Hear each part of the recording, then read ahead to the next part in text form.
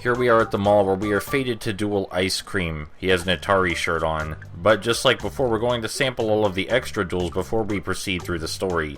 This is going to be the last time we fight the extra duels because, well, they're kind of time consuming. I've been standing for an hour waiting to duel.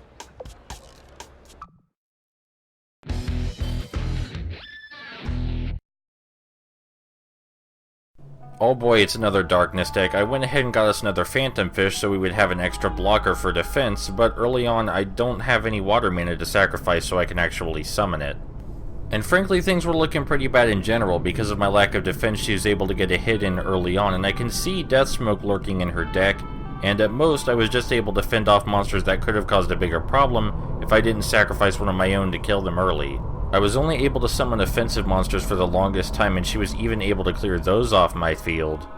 Thankfully, the game was eventually merciful, and we got another Phantom Fish to sacrifice so we could actually summon one of them. You might not think a single Phantom Fish is going to help very much, but I just needed something to protect Garcargo Dragon so that way I could actually start dealing damage to her shields. And Garcargo Dragon can take out 2 shields at a time, so it's really good at that.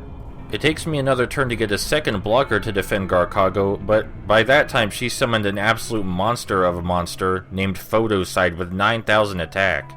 Photoside has been the death of me on multiple occasions because even our strongest monster only has 9,000 power. Thankfully, we have so many blocker monsters in reserve that it's incredibly unlikely we won't make it through. She even has the nerve to summon a second Photoside, but it's too late because all we need is for Garcargo to stay alive long enough to get rid of those last 4 hits.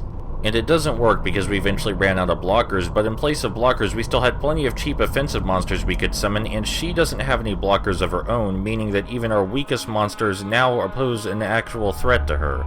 She eventually absolutely loads up her field with devastating offensive monsters, but the god of deck shuffling has forsaken her, so she's screwed anyway.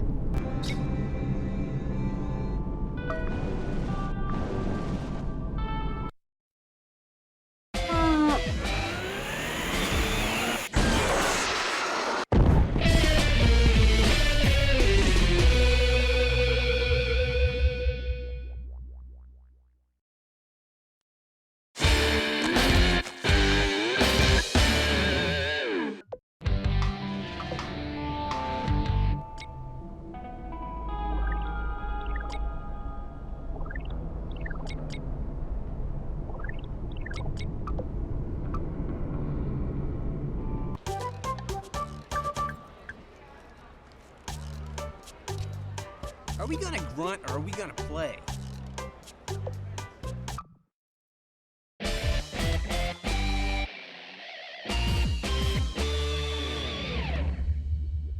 Bruce has a water deck with many of the same defensive monsters we do, and he has a lot of defensive monsters. He wastes no time showing us that. But we're the first to get both a blocker and an offensive monster on the field, so things seem like they were going pretty good for us, until one of the offensive monsters is destroyed, and then another is destroyed with a spell card. This leaves us with only one offensive monster to use, which would be kinda bad, but we summon another blocker quickly, and while one blocker isn't very much, we have Explosive Fighter waiting to be summoned in the background. Now, having a single blocker isn't great, but since none of Bruce's monsters can stand up to Explosive Fighter and we just killed his only blocker with a spell card, I think things are in our favor. We trade blows for a moment because I did use one of my blockers to attack, but nothing on his side can even stand up to either of our offensive fighters, so I'm pretty sure he's screwed. If he had a Photoside or some Death Smoke of his own to work with, then we might have been in trouble, but as soon as Explosive Fighter was summoned, he was out of the game.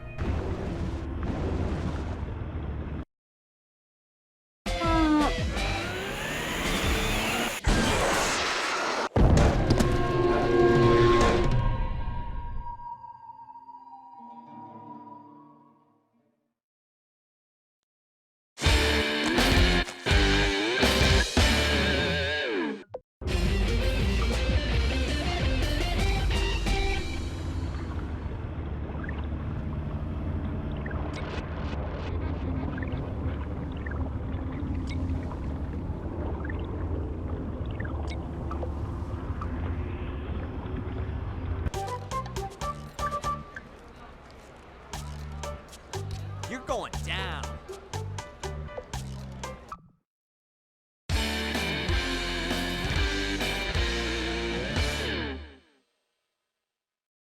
Ernie's deck isn't terribly impressive. He has a whole lot of offensive monsters, but we get both a defensive and offensive monster on the field very quickly.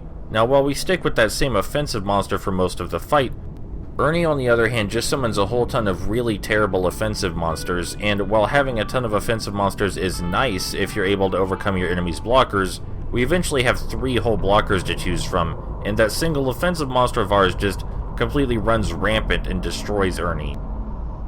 At best for Ernie, his battles with our monsters are a complete wash, and he doesn't even manage to land a single hit on any of our shields. Sucks to be him. Does he even have any defensive monsters in that deck of his?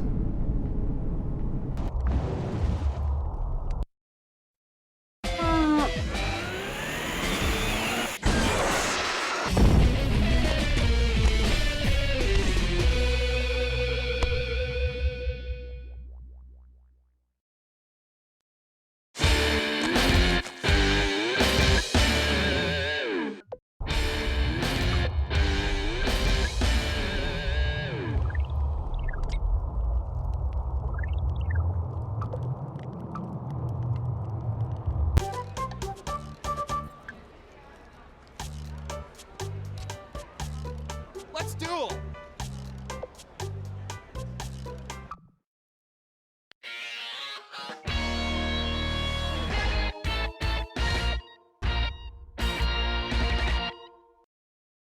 Patrick kinda fumbles around here at the start, which gives us plenty of time to summon not only 2 blockers, but Explosive Fighter. Unfortunately, almost immediately after we summon Explosive Fighter, he summons a ton of blockers. Now, none of his blockers stand a chance against Explosive Fighter, so it's just a matter of slowly wearing them down until we can actually damage his shields. We take a really long time taking down those blockers though, which gives him time to summon Photocyte, which would spell trouble for Explosive Fighter if we didn't also summon Garcago Dragon and have 2 blockers handy. Now, he might destroy one of our big bruisers, but having 2 monsters on the field that can both destroy 2 shields, I think he's done for.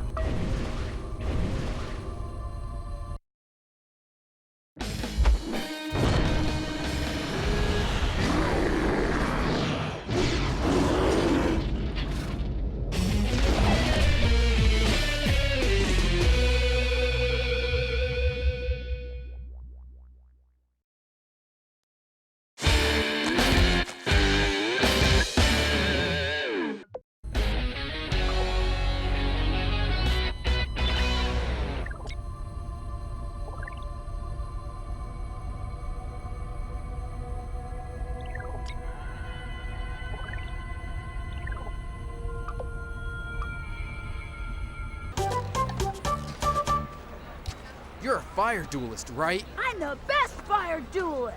Prove it.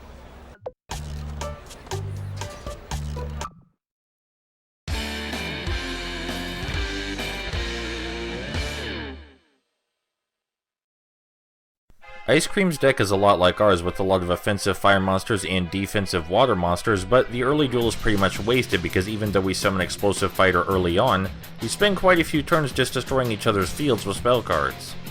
This chain of events would seem utterly pointless and just make us both look like assholes. I mean, look at us, we're just being petty now. But as a result, I end up with virtually no defensive monsters to use, so this time I'm the one completely without blockers, and we spend a while going blow for blow. The only reason we even survive this battle is because of Explosive Fighter's ability to smash 2 shields at the same time. He's just that good at what he does. In case you can't tell, we're going to be relying on him a lot for a little while.